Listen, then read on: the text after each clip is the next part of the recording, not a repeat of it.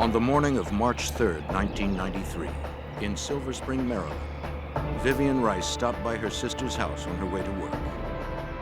But this morning, something was wrong.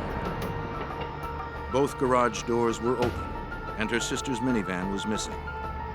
Inside the house, Vivian would discover a brutal triple homicide, executed by one of the most ruthless and cunning killers to ever challenge the FBI.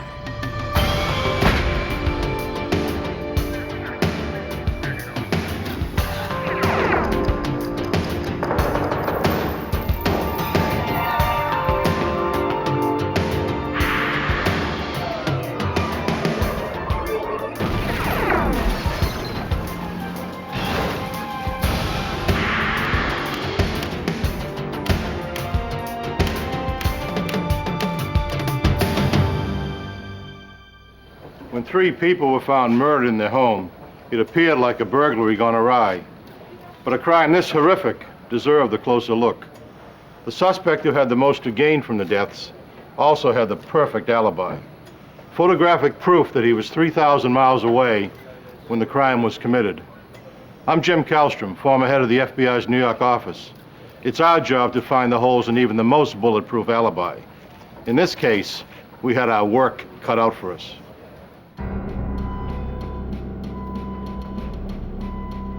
A Montgomery County, Maryland police officer responded to Vivian Rice's frantic 911 call. He found a female victim dead just inside the front door. He also found a second woman dead. And a young boy, apparently murdered in his bed. You guys have got 3 victims here. Need detectives and evidence technicians over here. Through the day and into the night, investigators would scour the scene for evidence, thoroughly searching both inside and outside the house. They soon identified all the victims. Mildred Horn was a 43-year-old divorced mother employed as an American Airlines flight attendant. She had been shot 3 times in the head. Her 8-year-old quadriplegic son, Trevor, who required round-the-clock nursing care, appeared to have been suffocated. Police found him disconnected from his respirator.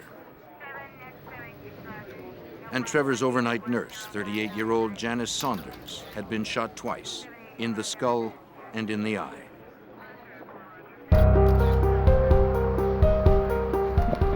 Evidence technicians began work immediately. They were thorough, but there was little evidence to collect. They dug a single distorted bullet fragment from the wood beside Trevor's window. Investigators took swabs of blood, carefully collecting samples for DNA testing. But the blood would match only the victim's DNA. With so little to lead investigators to a suspect, technicians scrounged harder for clues, collecting anything and everything that seemed promising.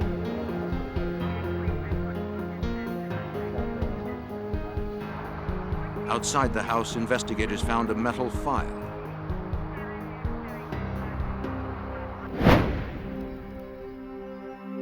Police were thorough, but the killer had been meticulous. Montgomery County, Maryland homicide detective Craig Wittenberger, named lead investigator, struggled to make sense of a case with 3 helpless victims, no obvious motive, and few clues. There were some things that struck us as odd, I think, from the very beginning of the on-scene investigation inside the house. The foyer area, a closet, the contents had been dumped, everything been pulled out of the closet, dumped onto the floor. We found a purse, which we would later learn ultimately belonged to Millie. You had a lot of stereo entertainment equipment, TVs, a lot of jewelry, furs, that was untouched and left. which again strikes you as odd. If this is a burglary or robbery going bad, you're going to take something. In fact, Mildred's minivan was missing from the garage, as her sister had noticed. But it was found quickly, not far from the house.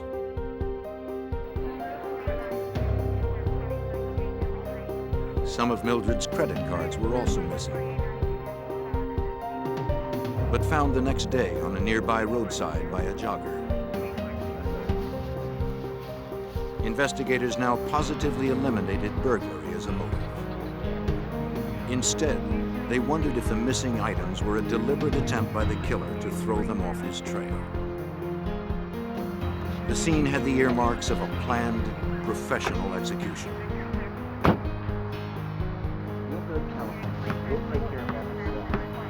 As for a suspect, at the crime scene, Vivian told them Mildred's ex-husband, Lawrence Horn, was probably responsible. She begged them to investigate it. He quickly became the prime suspect. All the family members were giving us this information that kept pointing to Lawrence Horn, that would be based on the very stormy, rocky relationship that Millie and Lawrence Horn had had for many, many years. Danny, could you get this drum set up in number 5 for me, please? All right. Investigators learned that in the 1960s and 70s, Horn had been a top producer and recording engineer for Motown Records, credited with many hits, including Shotgun by Junior Walker and the All-Stars. He'd married Mildred, an airline attendant, in 1973. Then he'd moved with Motown from Detroit to Los Angeles. Okay, give me the test. But when the company's fortunes waned, so did his. 3. He and Mildred divorced in 1987, but their problems continued. As Bob Dean, Maryland Assistant State's Attorney, soon discovered. We did some research on Lawrence Horn in the courthouse that day, particularly what the status of his child support payments were and whatever civil aspects of his ongoing civil battle with his wife were. And he had just been held in contempt several months before for failure to pay $18,000 in child support. But in reviewing more court records, investigators learned that on March 3rd, the day of the murders, Horn's financial outlook had brightened considerably. With his wife and son dead, he now stood to inherit $1.7 million. The money came from a malpractice settlement awarded to Trevor when a routine operation left him with brain damage. Should Trevor die, the settlement also listed his beneficiaries. The beneficiaries of Trevor were obviously his mother and his father, and that was Millie and Lawrence. If Millie were dead, Lawrence got everything. Hello, Miss Horn? At Detective Wittenberger's request, the Los Angeles Police Department contacted Lawrence Horn within hours of the murders. Lawrence, I think you better come out here. Yes, Bob. They tracked him to his mother's house. Mr. Horn? I'm The Officer police Nolan. told Horn about the murders and were surprised by his response. Am I a suspect? No, sir. Mr. Horn's behavior Talk to you, ask a few questions, was very odd. fill you in on the details. It was odd enough that the LAPD officers took note of it from the very, very outset. Not only did he not want to cooperate and want an attorney, basically his only questions or inquiries about were whether he was a suspect in this thing. Police took him to the station for further questioning. They asked where he was at the time of the crime. He told them he was with his live-in girlfriend, Shira Bogan, I was at home. and described their activities. Later they would question her, and she'd corroborate his story. I was at home. If Horn or someone he employed had crossed state lines to commit the crime, Yes, I was they would have violated the Interstate Travel in Aid of Racketeering statute. federal offense under FBI jurisdiction. Now, the FBI was brought in.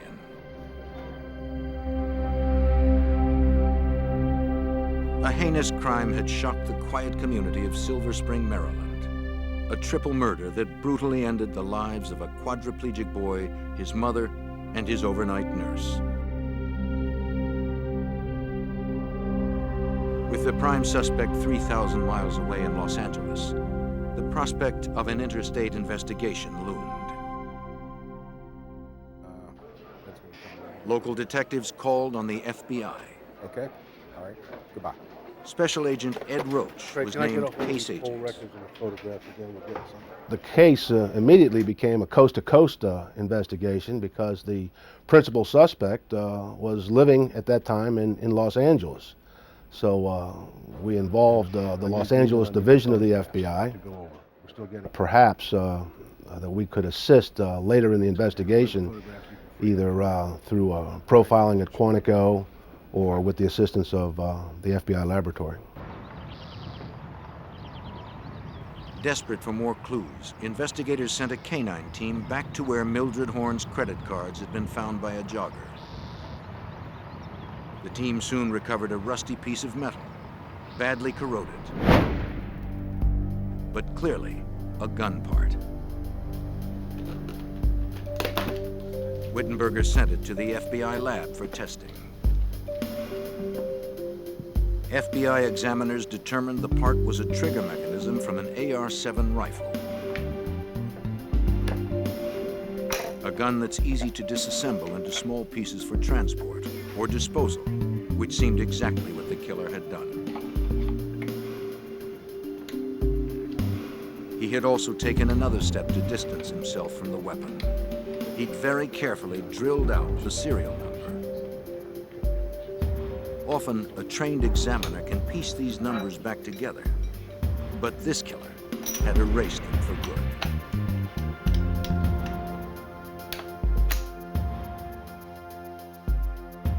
Another firearms expert would determine how long the gun part had lain by the side of the road.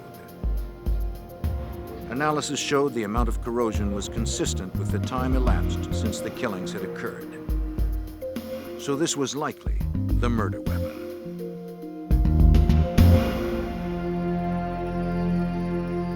While the FBI lab processed the gun part, investigators in Maryland interviewed Tiffany Horn, Lawrence and Mildred's 18-year-old daughter. Right straight ahead. She was a student at Howard University in Washington, D.C. They gave her a routine polygraph test, which she easily passed.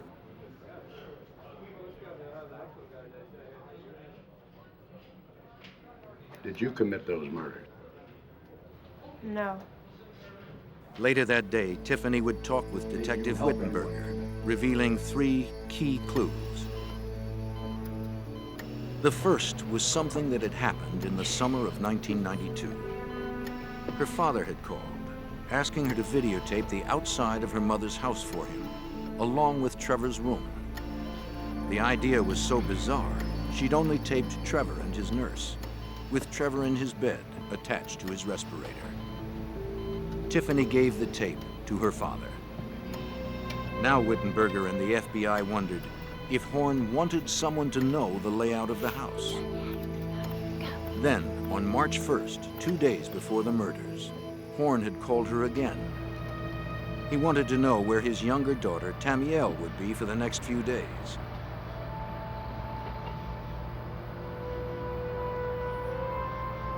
Tiffany said Tamiel would be with Aunt Vivian the night of March 2nd because her mother was flying out on an early flight the morning of March 3rd. It made investigators suspect that Horn had known when the murders would occur.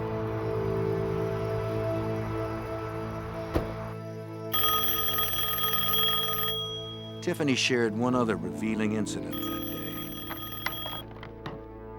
At about 2:30, the morning of the murders, she had inadvertently called her mother. Tiffany had hit the wrong speed dial key on her phone.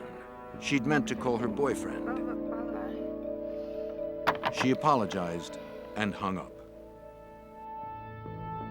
The timing of the call helped investigators estimate the timing of the murders, along with another observation. Trevor's round-the-clock nurses made entries every hour in a logbook near his bed. Based on that, the 2:30 phone call, the 2 o'clock entry in the nurse's log, and there not being a 3 o'clock entry, and the autopsy findings, I think we pretty much based the time of death as being around between 2:30, 3 o'clock in the morning. On March 11th, about a week after the murders, Wittenberger and his partner flew to L.A. Police officer, search warrant! With the assistance of the Los Angeles Police Department, they carried a probable cause affidavit to search Horn's apartment.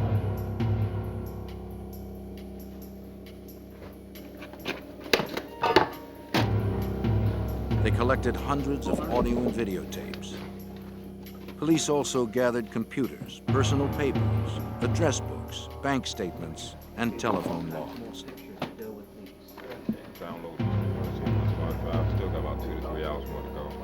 Back at the station, investigators began the time-consuming task of reviewing all they'd recovered. They'd printed thousands of pages from the hard drives of Horn's computers. They found he'd made handwritten notes on documents regarding Trevor's settlement money. The notes confirmed what they already suspected. Horn was well aware he could gain a fortune from his son's death, and he was well versed in the legalities of the settlement.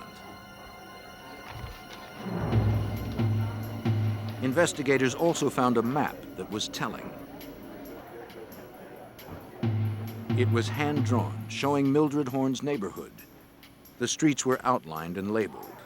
An X and her initials marked her house. Had Horn been directing a stranger to find her? Perhaps a contract killer.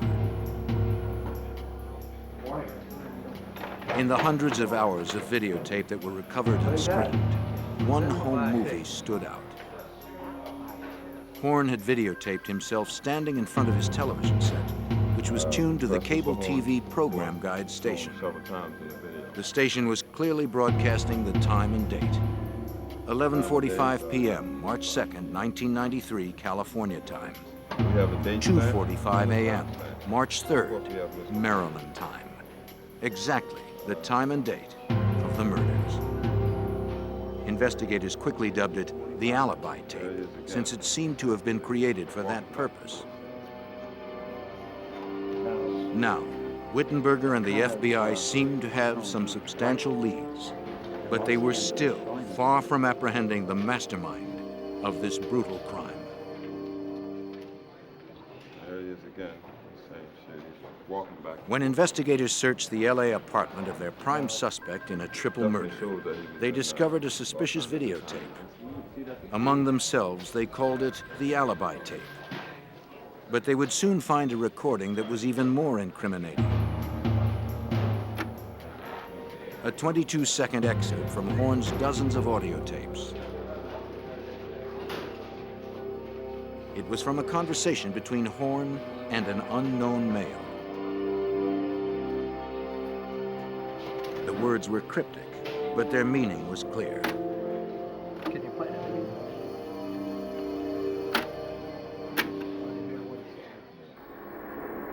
I gave a talk? No. Okay. All right, so I'm sitting there. Can you, Take a picture. I can take a picture of him, right basically there, but I couldn't, the noise, you understand what I'm saying? I wasn't able to do that, and I didn't want to go front-wise. After listening to that, we felt Mr. Horn probably was in Los Angeles at the time. We also felt after listening to that conversation that this was probably the individual that committed these homicides making that phone call. With the help of the FBI, investigators subpoenaed telephone records from AT&T for all the calls placed to Lawrence Horn's residence from a week before the murders to a week after. Most were useless, but 4 long-distance calls stood out. 2 had been made just days before the murders from a Detroit payphone. The other two were made in the early hours of March 3rd from payphones near Mildred Horn's house. One from outside a Denny's restaurant and the other from a Days Inn. The call from the Denny's was made to the home of Lawrence Horn at 5:12 a.m. Maryland time, just a few hours after the murders. What is going on? What time is it?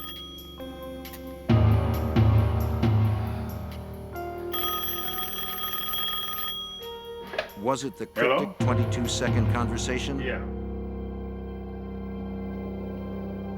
And who had made the call?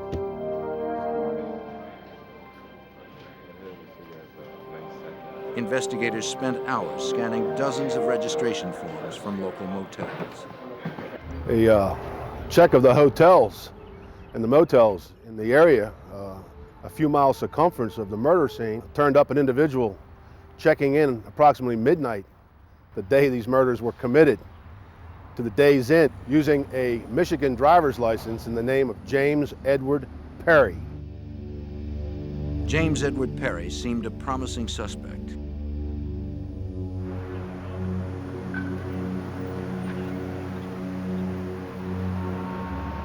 With Lawrence Horn's roots in Detroit's music industry and the Detroit call in his telephone records, perhaps there was a connection. Background checks revealed he'd served about 10 years' time for shooting a Michigan state trooper after an attempted bank robbery in the early 1970s. Now he was a minister. He claimed he would be able to pick lottery numbers for people. People could call him for his advice. He had business cards and flyers that he would hand out, that he was, like I say, a minister. I believe he called himself on some of these things Apostle James. As investigators learned more about Perry, Wittenberger had picked up another trail. In Lawrence Horn's telephone records, he'd noticed some calls had been made on a calling card. What do you want? He subpoenaed the records. The name on the card was Camilla McKinney. FBI agents appeared at Camilla's address. Instead, they found Marcia Webb. It turned out she was Lawrence Horn's cousin. Oh, no. She said Horn had asked her to get the card, claiming he needed it for business. She'd made up the name McKinney. She thought her past payment problems might keep her from getting a card. The calling card records revealed a complex web of phone calls. They began almost a year before the murders and continued for several months after. We examined the records for that calling card account and saw that there were numerous calls throughout 1992 and 1993 from payphones in Los Angeles. Payphones that we plotted out on a street grid, primarily within walking distance of Lawrence Horn's house. That went directly to James Perry's house in Detroit. Yeah, I could do it. And likewise, there were numerous calls from 1992 to 1993 of payphones throughout Detroit, primarily on the east side of Detroit, which is where James Perry lived, to Lawrence Horn's house in Hollywood. And we figured Perry was looking for the rest of his payment. And we surmised that Horn was waiting for his windfall from his son's estate. But if it seemed investigators had finally hit the jackpot, the prize remained just out of their grasp. Connecting suspects to calls required painstaking detective work, logging the time and phone number where each call was made and received, then attempting to place the suspects accordingly. Horn and Perry had covered their tracks with many layers of deception. Investigators were beginning to bog down, and their frustration was starting to show. It starts out at an extremely fast pace. Everything's hot and heavy, very high-profile murder case. Everything, like I say, is rocking and rolling very quickly. Then all of a sudden the skids are put on. The investigation starts to slow down because now we've almost shifted gears and now going into a documentation that turns into almost a paper trail case. But Wittenberger and the FBI stayed on the trail like bloodhounds.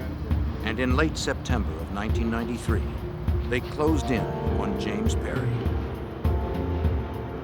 They began a 24-hour-a-day, 7-day-a-week surveillance. We had the Michigan State Police and the FBI. Both agencies agreed to put him under surveillance in a cooperative effort. It was during a week in September that we saw that James Perry hung out with a particular individual. We didn't know who he was until we checked the tag of his car. It was a guy named Thomas Turner. A background check showed the 52-year-old Turner was a trucker by trade. More significantly, he was another of Lawrence Horn's cousins. He was also fast friends with Perry. The two had met in prison 13 years before, when Perry was serving time for the state trooper shooting incident and Turner for robbing a bank. Identifying Turner would prove an important break in the case. But for now, investigators were hoping for something more immediate. Wittenberger and an agent did what investigators call tickling the wires.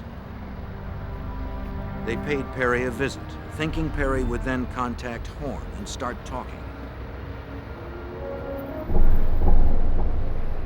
The investigators only talked briefly with Perry, but he admitted he was in Maryland on March 3rd, though he claimed it was for business and that he knew nothing about the murders.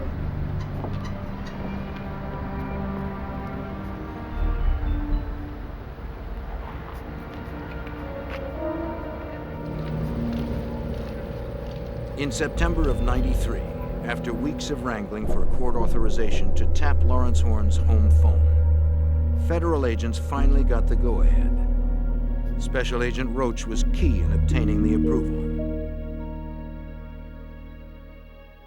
We were hoping to get the smoking gun, the conversation between James Edward Perry and Lawrence Horn. We were hoping for a conversation that would say something like, I want the rest of my money, you know, I did the deed, the down payment's not enough, you promised me such and such, I only got this, and now I want the rest of my money, or maybe you're going to be next.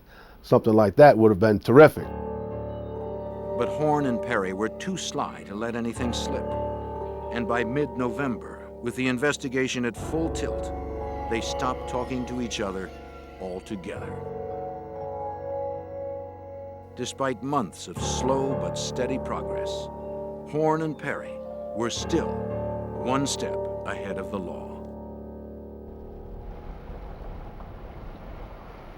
The FBI's coast-to-coast investigation of a triple murder committed in Maryland left agents scrambling to link LA's Lawrence Horn and Detroit's James Perry to their case. Investigators knew the two men were talking, but they didn't know how. Were they using Perry's former jail buddy, Thomas Turner, as a go-between? The FBI secured authorization to tap Turner's phone. Yep. That was the key. Yeah, what's up? Both Horn and Perry talked to Turner often, and Turner relayed messages between them. But they were careful not to use language that might incriminate them. And once again, agents found themselves back in the same old grind, monitoring and logging hundreds of calls, then trying to make links between the callers. All right, I'll talk to you later. One surveillance would be taking place, actively taking place, physical surveillance in Los Angeles on Lawrence Horn, while at the same time, 24 hours a day, the Detroit division was conducting physical and electronic surveillance on Thomas Turner and physical surveillance on James Edward Perry. As before, they made a few connections between calls and callers. But mostly, the process seemed just a test of their endurance and dedication. Horn and Perry were giving them a run for their money.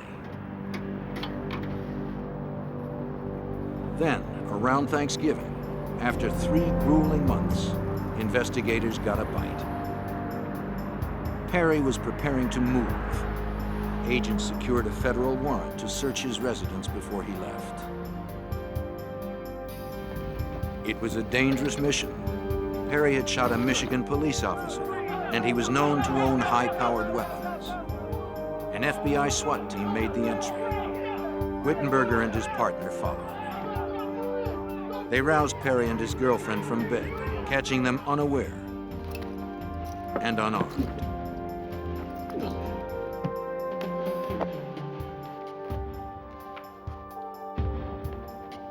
Then they began to search the house. Police collected videotapes, bank statements, and other documents. Much of what they found seemed strangely out of place in the home of a so-called minister. There were voodoo relics, Soldier of Fortune magazines, and books on topics like criminal investigations, managing gunshot wounds, and interpreting bloodstain evidence. Investigators hoped to prove that Perry had bought the books as well. They called the publishers, getting only one hit from Paladin Press. A canceled check proved to be the turning point in the case. Perry had ordered 2 books from Paladin Press about a year before the murders, 2 chilling titles: Hitman, a manual for independent contractors, and How to Build Disposable Silencers. When you read through those books, it was very disturbing to see the number of similarities and parallels from the Hitman book to what transpired inside Millie's home on March 3rd. Finally, the pieces began to form a single picture. Mildred's missing minivan was explained. Perry had used it to get back to his rental car, which he'd parked some distance from the crime scene, as the book recommended. The credit cards found by a jogger on a road near the house also fit in neatly. It said, if you want to make it look like a burglary, do a little bit of messing around the house, take some items and then throw them along the side of the road. It said, throw the pieces of the rifle along the side of the road. Another thing that the book recommended was to take a little narrow file and run it through the barrel of the rifle. And a little narrow file was found in the backyard with deposits of chemicals consistent with gunshot residue. The book also suggested using an AR-7 rifle, exactly the gun whose trigger mechanism was found earlier. Likewise, examiners determined the single spent bullet found in Trevor's room was .22 caliber, popular with assassins. .22s distort when they enter a human body, so it's hard to match them to a gun. They're also small, quiet, and inexpensive.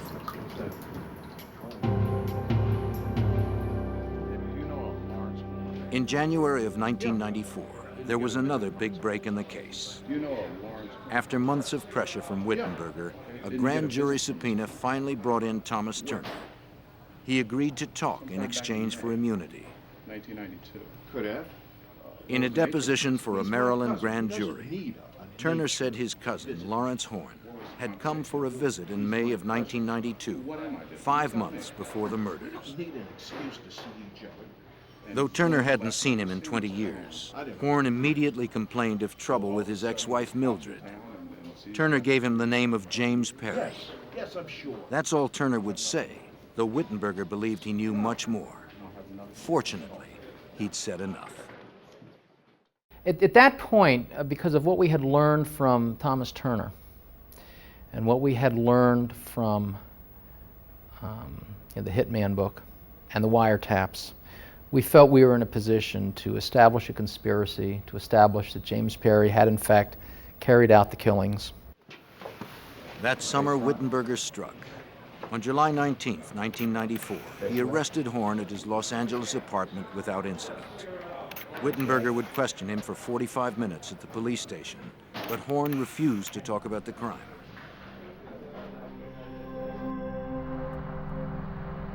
On the same day, FBI agents in Detroit were waiting for a judge to sign the warrants for the arrest of Perry.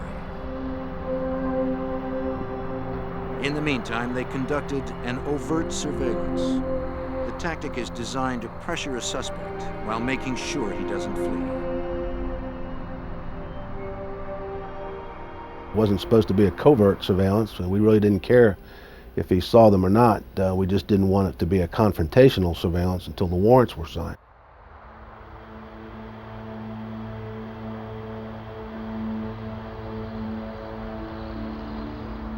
Once the warrants were finalized, agents could arrest Perry. Until then, they would follow him in the open, knowing he knew they were there. They would keep him in sight at all times.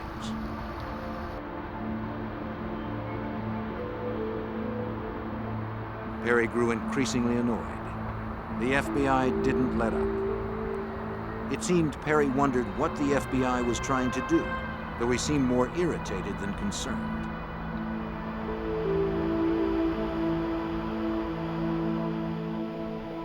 He drove off, still in clear view of agents. They didn't know where he was headed, but stayed with him anyway.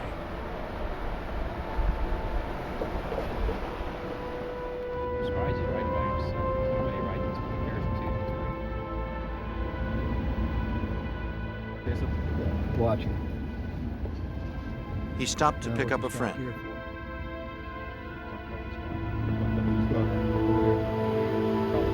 A man the agents were not familiar with. Stranger to me.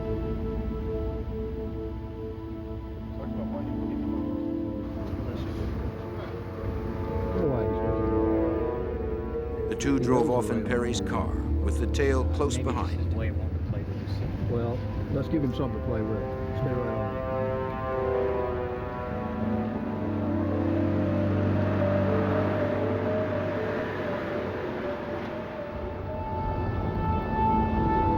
Then, incredulous, agents guessed where Perry was going. After only about an hour, the constant tail had made Perry so angry, he decided to file a complaint. Amazingly, he took his gripe straight to the Detroit FBI field office. Perry's timing was incredible.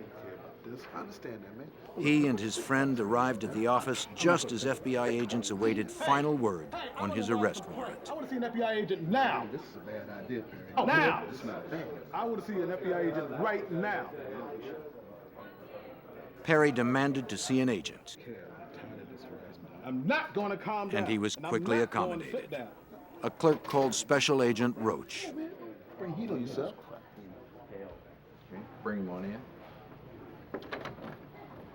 Come on, you're home now, man. Sir, would you step aside, please? While agents checked him for weapons, Perry confronted Roach, wanting to know if agents were going to arrest him or if they were just planning to harass him. First of all, I appreciate it. And we told him in minutes, we expect a phone call from Montgomery County, Maryland, telling us the warrants have been signed and you've been indicted for 3 counts of first-degree murder. What you doing, man? And the telephone came in a few minutes later, and we advised him that he was, in fact, under arrest. You have the right to remain silent. But now, even with both men in custody, one question still remained. If Perry was the hired gun, how had Horn paid him for the crime? After months of relentless pursuit by local investigators and the FBI, the elusive Horn and Perry were finally in custody. But there remained a nagging question. How had Horn paid Perry for the crime?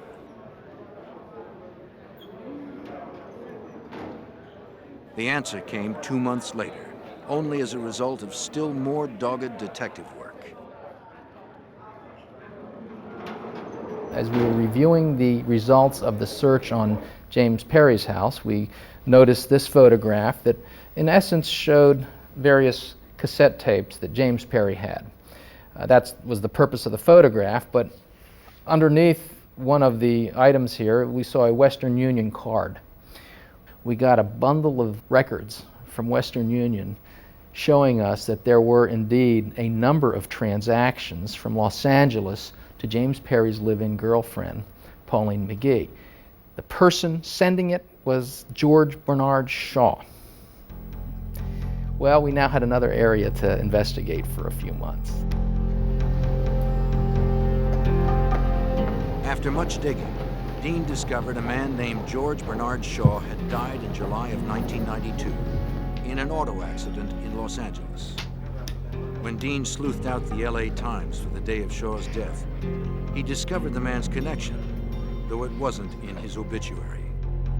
We have on the front page, Mary Wells dies. And for those in our generation, she was a big Motown star.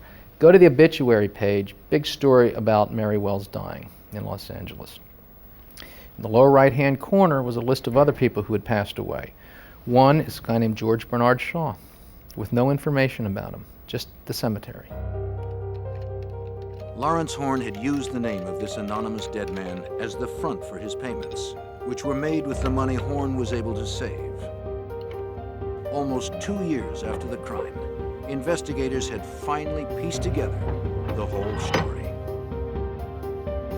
It had been a cold and calculated murder for hire that took more than a year to plan. James Perry had followed the instructions in the Hitman book almost to a T. Perry had bought an AR-7 rifle and drilled out the serial number as the book suggested.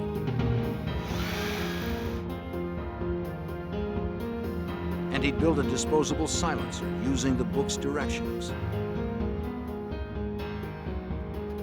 He'd carefully cut the parts and assembled it. He also packed a bag of supplies, a brown mechanic suit so he could walk through Mildred's neighborhood looking like a repairman, and latex gloves so he'd leave no fingerprints. In the months before the crime, he and Horn had talked often, discussing each detail. At Perry's request, Horn had sent him a map of Mildred's neighborhood and a video of Trevor's room. Horn had chosen a date when Tamiel would be out of the house, his only show of mercy in this heinous crime. On the appointed day, Perry had driven a car rented by Turner from Detroit. He checked into a motel near Mildred's house in Maryland. Perry had paid cash, as the book recommended, hoping the motel wouldn't require an ID. I have to see some ID. Paying cash. I need to see. But it did. It's possible. Without his Xerox driver's license, police might never have cracked the case. We couldn't believe that he did something that dumb, that put him in Silver Spring, Maryland, on the date and the time of the murders. Then, he'd driven his rental car to a shopping center near Mildred's house and walked from there, following Horn's hand-drawn map.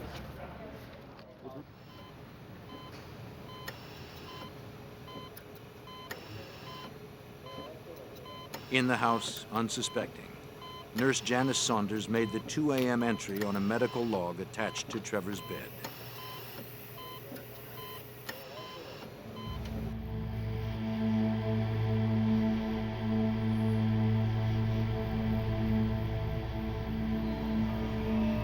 Perry approached the French doors at the back of the house, as planned.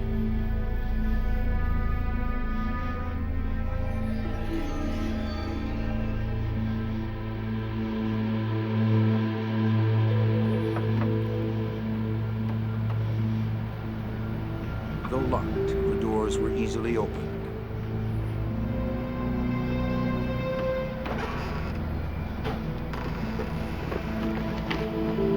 He entered, barely making a sound.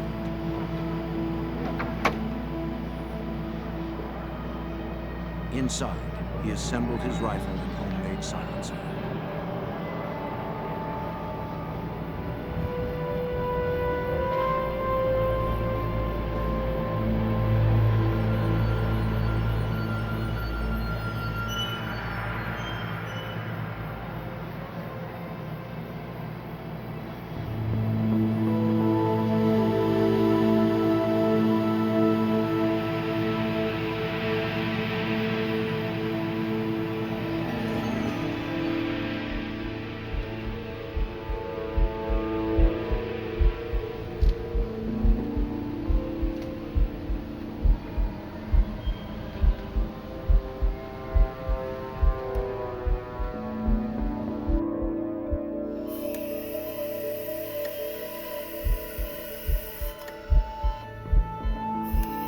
likely took Saunders completely by surprise.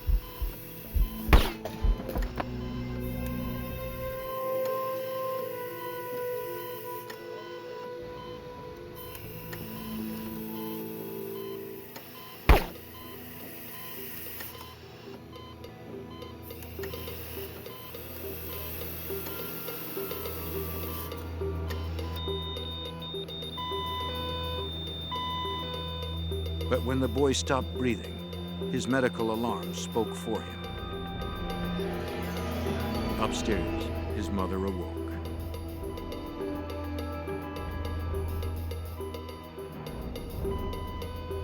Mildred Horn went downstairs to investigate. There, she too met the killer. Harry shot Mildred 3 times in the face.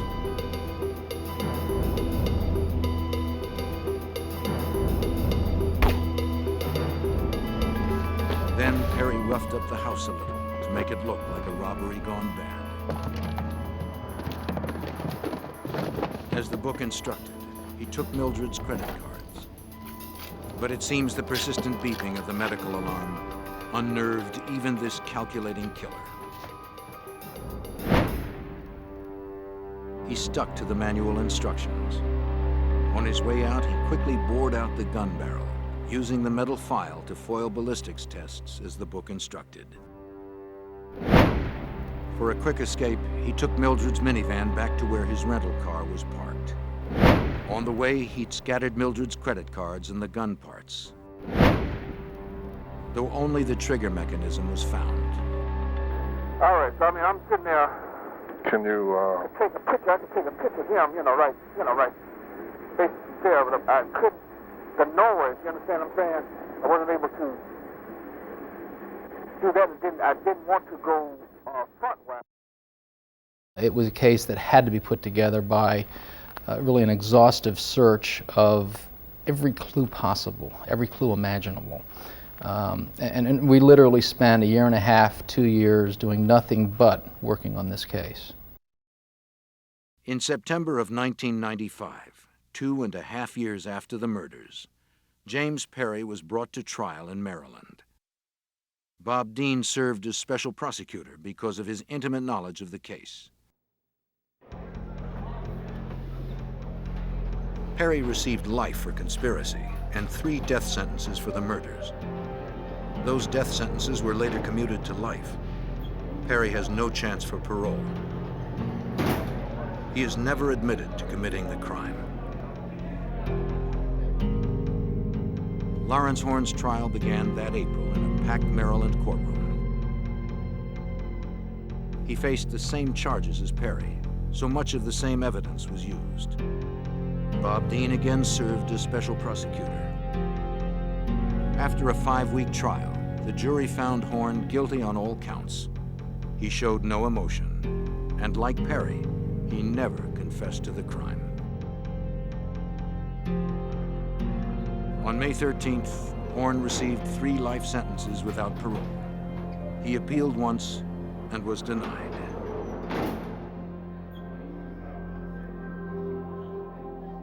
I think both Mr. Horn and Mr. Perry did a very good job in planning this, and they came very close to getting away with this. There would be one more bittersweet victory for the families of the victims. Following the murders, they filed a federal lawsuit against the publishers of Hitman, a technical manual for independent contractors. In late May of 1999, they won the suit, including a multi-million-dollar settlement and a promise from the publisher to stop selling the book.